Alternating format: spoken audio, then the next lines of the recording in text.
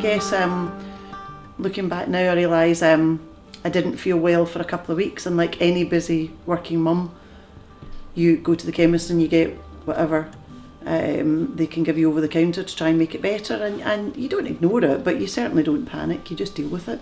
So I went to the doctor and I, totally as expected, got antibiotics. The antibiotics for a chest infection, which I assessed as well. The doctor checked me thoroughly, and he obviously felt the same as me. So away I went with my antibiotics, and fully expected by the next day they would have started to work. It was a beautiful, beautiful weekend in Lochwinnoch. It was to be the gala day that day, and I really wanted to be better for the gala day on the Saturday. But it wasn't quite like that. When I got to RH, I collapsed as I walked in the door. And I didn't wait. Nobody expected me to wait in the waiting room or anything. Straight into a consultancy room, and that's the last I remember. I could tell by you just walk into the room and there was cables and wires and machines and doctors and nurses and I knew that this isn't good. She wasn't lying sick in a bed. She was unconscious in a bed with no colour, and you could hardly see her for the tubes and cables. And I knew a couple of people in the medical team. They took me aside at one point and said, "You know that she's very sick, don't you?" And I knew just by the way they said it that very sick meant she's going to die. I was in the RAH and Leicester, Glenfield Hospital in Leicester for a period of 3 weeks fighting for my life, and fortunately they were able to save me with the use of an ECMO life support machine basically, and I was able to fight back and gain consciousness and work my way through to getting rid of all the different machines that were supporting my life. That was a period of about 6 weeks in total. And at the end of the 6 weeks, we had to focus on my hands and my feet, which had gone black through lack of circulation and oxygenated blood. So I was left with very solid black, ebony-like hands. My feet, a wee bit more promising that the circulation was coming and going a bit, but they were quite blue anyway.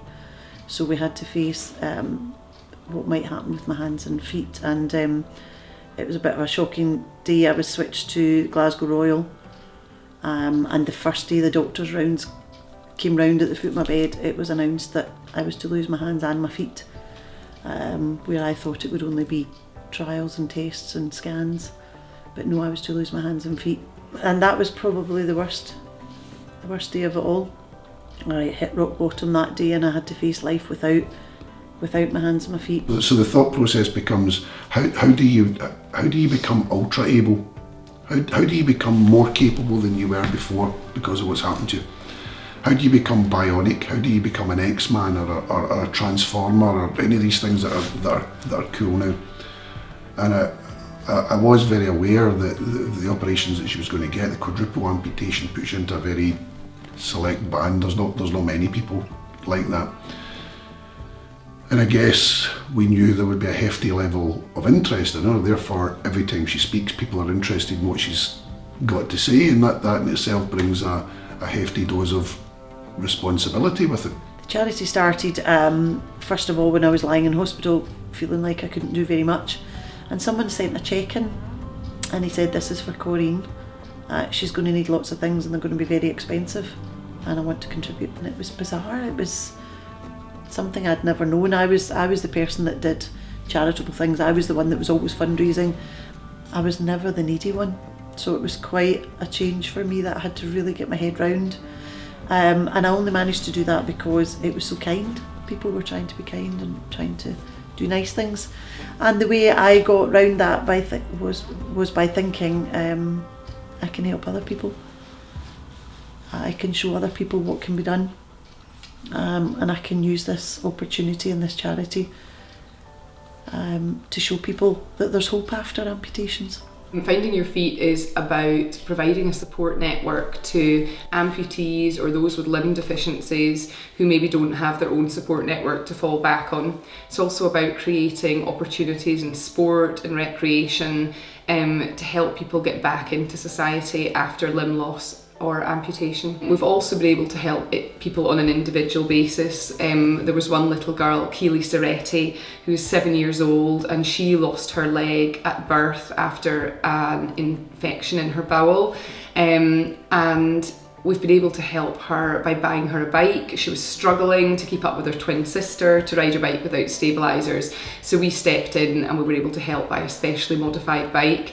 We took her to the velodrome, and Corinne and her rode round the track at the velodrome, which was just a fantastic sight. She absolutely loved it. And by that point she'd had the bike for a little bit of time, and she'd managed to ride it. And I think we had tried loads of things with bikes. We tried her with the learning bikes without any pedals. We'd taken the pedals off her bike, that didn't work. We tried stabilisers, no stabilisers, and we'd kind of lost a bit of enthusiasm. And I think because we'd met Corinne, and that gave us that extra boost to try again. And if we hadn't met her, maybe Keely still wouldn't be riding a bike. And now she's trying to do wheelies and all sorts now. You can't stop her on her bike. She absolutely loves it. That was a wonderful thing just to be able to do, and so simple. And she's just a wee superstar. She, for the next few years, right through her teenage years, will face lots of different problems because of her health issues and our amputation. And we'll be there for her every step of the way. My goals for the future, I want to be able to be alive. I want to live while I'm alive. I want to make the most of this life. I want to do things every day or every month that are new to me or different to me, that have pushed myself a wee bit further. Fairly key to me is being a good role model to Rory. I want him to see the mum that didn't give in to disability. Excuse me, can't talk about Rory without filling up. I want him to see the mum that pushes herself hard and does all these things no matter how tough they look, how impossible they look. So that's a goal for me, is just to carry on being a good role model for him, and to show everybody, all the amputees with Find Your Feet, to show them that they can do anything they want to do. If they want to do it enough, it's possible, and we'll help them get there. The Freedom of Renfrewshire is, I think it's a sensational thing. I think it's a recognition that she's doing something right. I think it's wonderful that she's being recognised for all that she's done, and I don't think it could go to anyone more deserving. So I'm delighted. I'm dead proud of her. I'm dead proud of Keely. I'm dead proud of all the kids that I see. We've made so many friends, as is Keely, since we got involved with Finding Your Feet. I don't get up in the morning for awards or people to pat my back.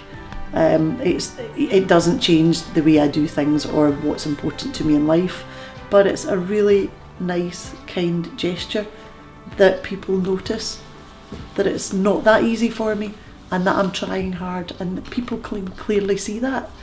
But I'll use the Freedom of Renfrewshire thing hopefully to motivate other people to push themselves hard. And I'm really, really flattered about it. We are now watching my sister going from strength to strength, and she's now got her platform and her foundation built, and you watch where she goes.